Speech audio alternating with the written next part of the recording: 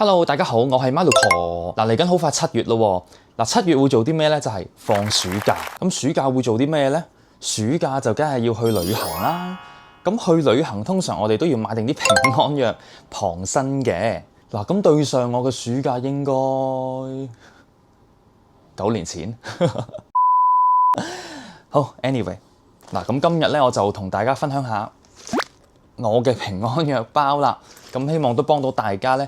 如果真係唔舒服嘅時候咧，都可以咧頂一陣嘅。咁就當然保平安，就希望你盡量唔好食啦。咁要提翻一句先，以下落嚟我分享嘅藥咧，其實個包裝咧就拆咗出嚟嘅。咁如果有時去旅行咧，都建議翻大家咧要入翻原袋，上面有藥物標籤咧，以確保自己咧真係食得啱啦。咁首先第一樣嘢必定要帶嘅。如果有睇上一條片咧，我有提及過2款藥嘅。第一就係撲熱息痛啦。撲熱息痛都係退燒止痛啦，就每日3至4次，每次1至2粒，人體上限每日係8粒。呢個我諗大家都清楚記住啦。另一款就係布洛芬啦，咁佢有消炎止痛嘅功效，但係記住咧，唔係人人都啱食嘅。有胃病啦、哮喘、肝病、腎病、藥物敏感都唔啱食嘅。咁詳情咧可以睇翻上一條片。咁跟住我都想分享一款咧，我由細食到大嘅藥嘅。就係呢款啦，叫做拉素曬嘛。咁咧佢係一個人體與生俱來嘅酵素啦，咁係有助消腫同埋處理一啲譬如喉嚨痛啊、喉嚨乾涸啊。咁非常之好用嘅喎。食法咧通常都係每日3次啦，每次就1粒。咁詳情睇翻嗰個説明書啦。咁要記住一樣嘢就係咧，由於佢係雞蛋度提取嘅，咁如果雞蛋敏感咧就唔食得噶啦。咁如果雞蛋敏感，其實都好多嘢都唔食得喎，蛋糕啊、carbonara 等等好多嘢都唔食得，所以都幾慘。咁我咧其實咧由細到大經常都喉嚨痛嘅，咁所以有2樣嘢咧對於我嚟講咧真係由細用到大嘅，咁就係呢一類嘅喉糖同消炎噴霧啦。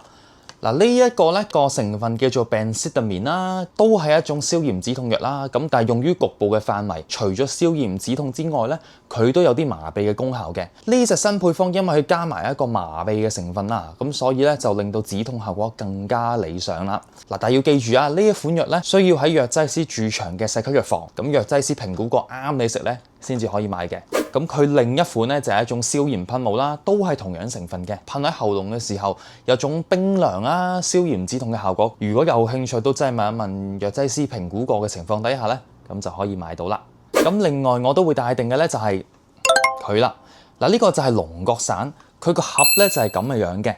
裏邊咧冇乜特別嘅藥效成分啦，咁但係有啲草本舒緩下喉嚨不適。咁有時初起喉嚨痛啊唔舒服咧，我都會用佢嘅。再講啦，我哋有時會傷風感冒啦，咁去旅行嘅時候有啲咩藥好帶定呢？第一就係呢款黃丸仔啦。咁黃丸仔嘅有效成分咧叫做 chlorpheniramine， 其實咧佢係一個抗組織胺啦，有助於我哋收鼻水啦、皮膚痕同埋有時鼻哥痕啦、喉嚨痕都好有幫助嘅。但係留意翻，因為佢有睡意啊，會眼瞓嘅。譬如要揸車啊、操作機械咧就唔好食啦。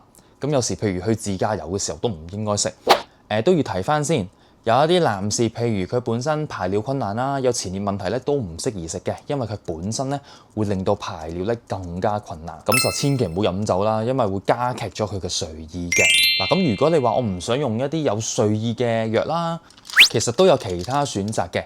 咁呢一類咧就係一啲第2代嘅抗組織胺啦，基本上咧就冇乜睡意嘅，咁就有效處理翻啲鼻哥痕啦、流鼻水啊或者喉嚨痕，但係佢嘅止鼻水效果咧，始終咧冇舊一代咁出眾嘅，咁所以有時我2款都會帶定，視乎情況咧，咁睇下食啲咩啦。咁提翻啦，呢一隻咧叫做 Loratadine 啦，都可以喺一啲 over the counter 好容易都會買到嘅。咁但係呢一類咧有效成分叫做 fexofenadine， 佢本身係第一部毒藥嚟嘅，需要藥劑師駐場嘅社區藥房先至買到嘅。咁因應翻大家嘅情況，諮詢翻藥劑師咧係咪適宜買啦。咁有時傷風感冒都避不開會有咳嗽啦。咁所以我會帶定一啲止咳藥嘅。如果唔係太嚴重，只不過有啲痰啊或者鼻水倒流棘喺喉嚨度咧，我就會帶呢一類咧，就係一啲化痰藥啦。咁化痰藥相對安全嘅，用法都係每日3次到每次1粒咧，就可以舒緩一啲棘喺喉嚨裏邊嘅痰啦。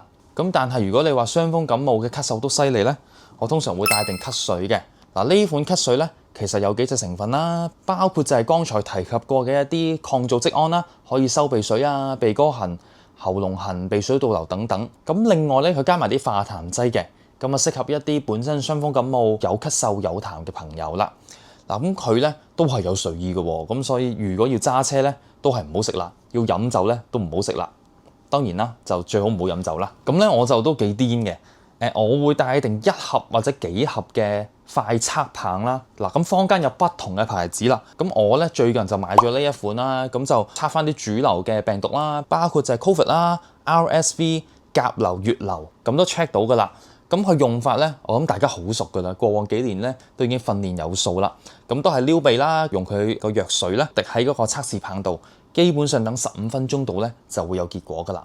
咁去旅行嘅時候咧，最緊要咧就係確保自己唔係啲大病啊！如果真係咧測中有一啲流感啊、甲流、乙流咧，真係揾翻當地醫生開翻一啲抗病毒藥咧，就穩陣啲啦。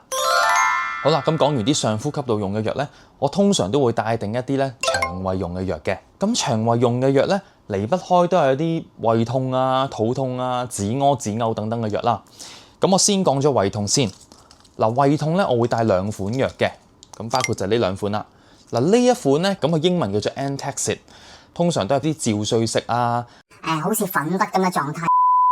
主要咧中和胃酸啦，同埋有時會幫助化胃氣嘅。嗱，咁佢嘅效果咧都幾即時嘅，即時咧舒緩到你個胃酸過多嘅情況。但係咧要記住嘅效果唔持久。如果咧有時啲胃酸真係多得好緊要咧，咁我會用埋另一款藥，就係一啲叫做胃酸抑制劑。咁佢係有助咧從源頭減低翻咧過多胃酸嘅分泌嘅。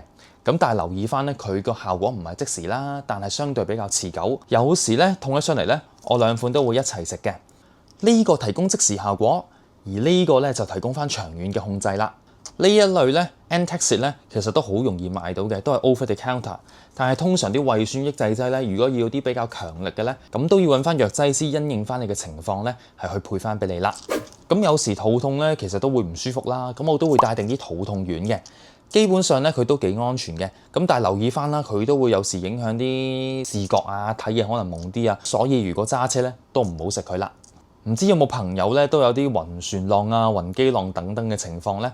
嗱，我就少嘅，但係咧有時咧我都會帶定一啲止暈止嘔藥喺身嘅，以防萬一啊嘛。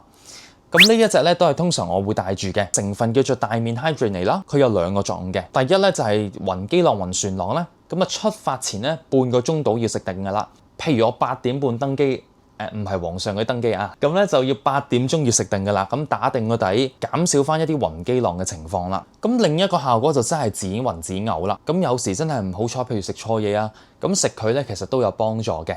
咁就減低翻一啲譬如暈啊、嘔吐等等嘅情況啦。嗱，咁提翻一句，佢都係有睡意嘅，都係需要咧揾藥劑師咧喺你適當嘅情況底下咧配翻俾你嘅。去旅行有時唔知大家會唔會食一啲生嘢啊，或者咧一啲大家從來都冇食過嘅美食。咁有個情況就係水土不服啊，有時又屙又嘔啦，都有啲止瀉藥需要帶定嘅。咁我通常都會帶定呢隻。好老實講咧，佢嘅作用咧只係撳住你條腸，等佢唔好屙。咁如果你問我咧，通常屙1至2次我都唔會食佢嘅，因為其實對身體最有益咧，就係令啲惡菌咧排離身體啊，盡快離開自己咧，就係最有益嘅。咁咩情況需要食咧？譬如每日屙3次以上啦，都係屙好水啦，擔心有個脫水風險咧，咁咧就真係需要食啦。有時肚瀉啊，都係令身體流失一啲水分啊，同埋電解質啊，飲一啲常溫嘅運動飲料，譬如好似寶礦力等等啦。咁但係老實講，你唔會帶寶礦力去旅行噶嘛？咁除非當地咧好容易買到，否則有時咧有啲朋友都會帶定一啲電解質嘅鹽粉，咁去到當地咧，其實就自己土炮咧製造翻一啲運動飲料出嚟啦。咁有時咧我哋嘔得好犀利噶嘛，所以運動飲料就算飲咧都要飲得慢啲，可以慢慢一啖一啖咁飲落去，可以防止刺激到個胃部啦。我哋飲運動飲料嘅目的咧就係補充翻水分啦，令身體有足夠嘅水分。咁咩叫有足夠嘅水分呢？就係譬如我哋啲皮膚有足夠嘅彈性啦，去小便嘅時候都係份量比較多啦，同埋清澈嘅狀態。如果你話啲小便都仲係好黃，同埋份量好少呢，咁即係你唔夠水啦，你要繼續飲啦。咁另一樣嘢我會帶定嘅呢，就係益生菌啦。呢一隻就我經常都會帶定喺身邊嘅。嗱，咁佢比較方便啦，一粒粒咁樣咀嚼片，咁有時放入個平安藥包啊都比較方便。咁需要嘅時候，譬如肚瀉啊，咁就可以適當嘅時候補充翻啲益生菌啦。咁我記得我曾經試過去旅行呢，都係啲皮膚敏感啊。咁我除咗會食翻一啲抗敏感藥之外呢，其實我都會帶定一支藥膏。嗱，咁呢一支藥膏就係之前喺日本度買嘅，佢含有嘅都係啲類固醇啦，同埋咧有啲止痕劑喺裏邊嘅。咁當然呢隻咧香港冇得賣啦，但係類似嘅產品，譬如含有類固醇咧，其實比較溫和啲嘅咧，都可以揾藥劑師喺佢嘅判斷情況底下咧，都可以買到嘅。通常類固醇唔可以用得長嘅，咁譬如呢一隻咧，通常就早晚搽一次啦，咁而且要好薄好薄咁樣搽，最多用1個星期。因應你嘅情況咧，買翻一啲適合你用嘅皮膚藥啦。咁最後啦，我都會帶定一啲膠布啦，有時真係唔小心棘親啊，或者戒親咧，都係需要嘅。另外我都會帶定嘅就係維他命 C 啦。當然我唔會帶咁大樽啦，我會倒出嚟帶翻可能10粒8粒喺身啦。因為有時譬如搭飛機啊，去到當地天氣乾燥啊，我好容易會唔舒服嘅，尤其是喉嚨痛啊，或者一啲上呼吸道感染。咁所以咧，我都有每日食維他命 C 嘅習慣嘅。維他命 C 基本上咧，每日500至1000度嘅份量都好夠啦。人體每日上限係2000，咁未必需要食到咁多嘅。咁我通常就會帶定一啲500啊或者1000mg 嘅維他命 C 跟身咯，咁都補翻身啦。希望自己咧唔好變成大病啦。咁以上咧就係我嘅平安藥包啦。呢啲藥咧都係陪伴住我好多次旅行，好多次出 trip 咧，都係用呢啲藥咧以保自己平安嘅。咁唔知道你哋咧平時去旅行啊或者去 trip 嘅時候咧會帶啲咩藥傍身呢？咁歡迎咧可以留言嗰度同大家分享，咁大家一齊學習下。咁如果你都中意呢一類嘅題材咧，請你高抬貴手啦 ，like 啦、subscribe 同埋 share 俾你身邊嘅朋友。咁我哋呢條片到呢度啦，下次再見，拜拜。